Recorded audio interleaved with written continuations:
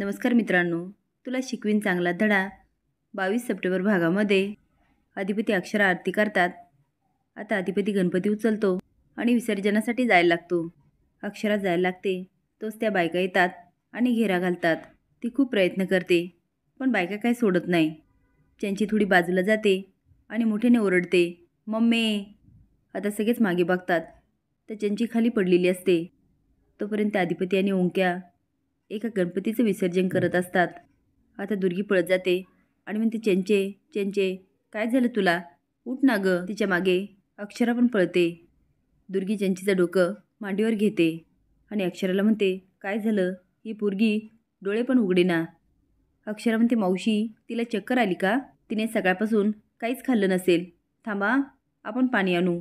एका बाईला म्हणते, प्लीज पाणी आणता का। आता दुर्गी डोक्याला हात लावत म्हणते, लवकर आणा पाणी। अक्षरा म्हणते, मावशी रडू नका।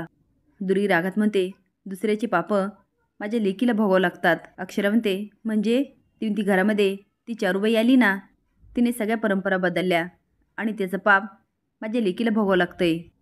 इतके दिवस जे काही चाललं होतं ना त्याला फाटा दिला, म्हणून घरामध्ये कुठलं ना कुठलं संकट येतंय आणि ते संकट माझ्या लेकीवर आलंय, तिला भोगावं लागतंय।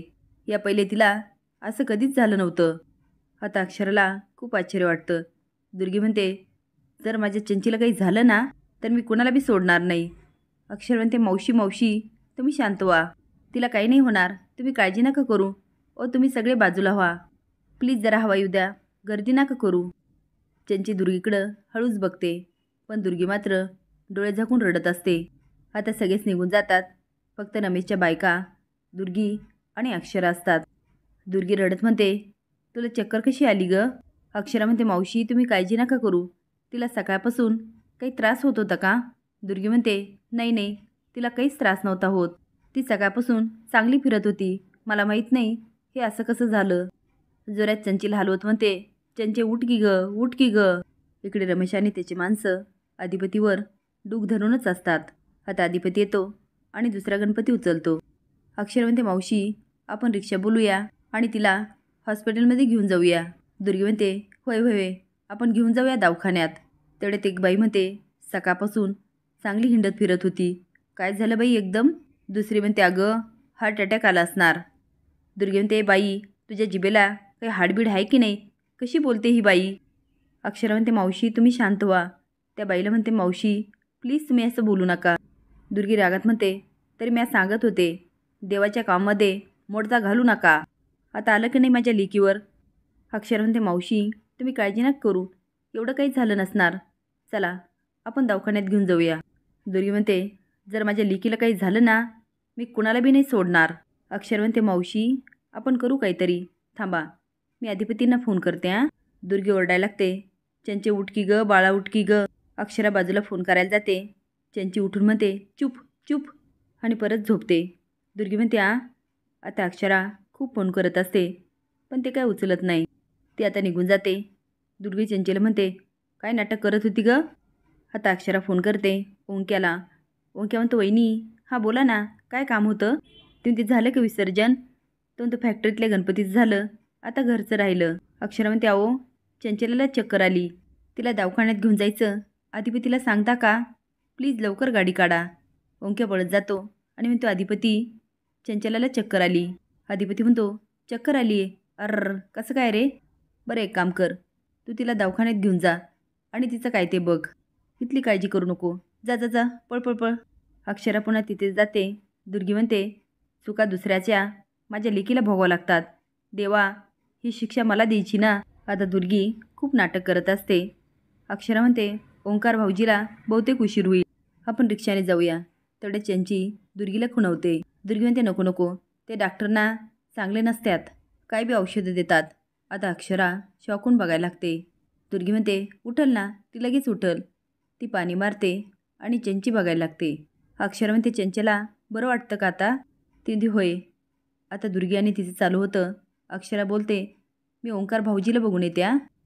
इकडे अधिपती दुसऱ्या गणपतीचं विसर्जन करतो आणि जायला लागतो। आता रमेश त्याच्या माणसांना खुणवतो। ते दोघं पळत येतात आणि अधिपतीला अडवतात। दुर्गी म्हणते, चंचे काय चाललं गं तुझं।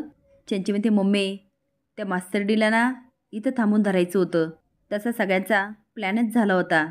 अगं ती त्या अधिपतीला सोडायला तयारच नव्हती. दुर्गी म्हणते हां मग त्याचं काय? ती म्हणते अगं तिला अधिपतीबरोबर जाऊच द्यायचं नव्हतं.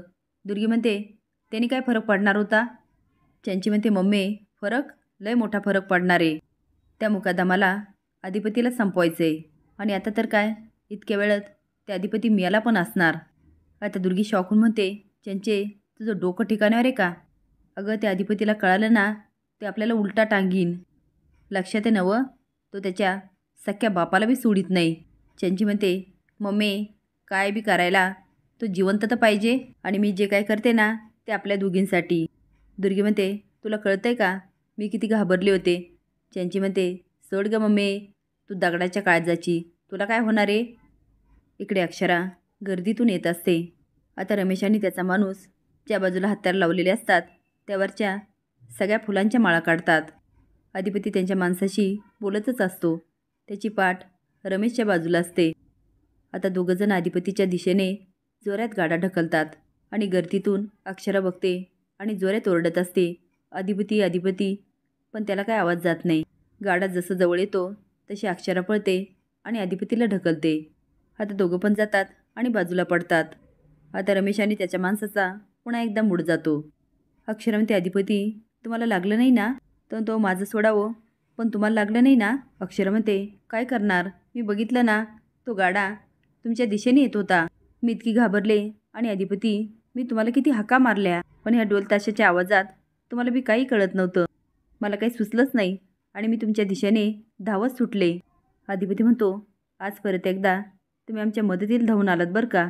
तुम्ही नसताना तो गाडा 100% माझ्या अंगावरच गेला असता. अक्षरा म्हणते तुम्ही संकटात असताना मी शांत बसणारे. तो लक्षात ठेवा मास्तरीनबाई आमचा जीव तुमच्या जीवात आहे त्यामुळे तुम्हाला तुमच्या जीवाची काळजी घ्यावी लागणार. अक्षरा म्हणते ते जाऊ द्या पण तुम्ही मगाशी गोंधळले होते तर अहो तुम्ही धक्का दिला ना मला काही कळलंच नाही. अक्षरा म्हणते जोरात धक्का दिला म्हणजे मला काही सुचलंच नाही. ऐनवेळेस जे सुचलं ते केलं मी. तो ऐनवेळेस तुम्हाला लय भारी सुचतं बरं का असं सुचायला पाहिजे. ती बोट करून म्हणते इथून पुढे एक गोष्ट लक्षात ठेवा. आता तो पण बोट दाखवतो. ते अधिपती सावधगिरी बाळगायला हवी.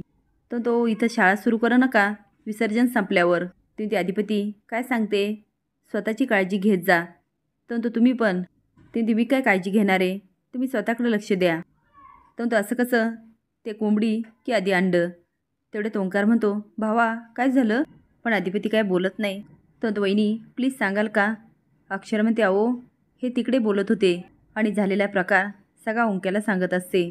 असेच नवीन अपडेट जाण्यासाठी लाईक आणि सबस्क्राईब करा. धन्यवाद.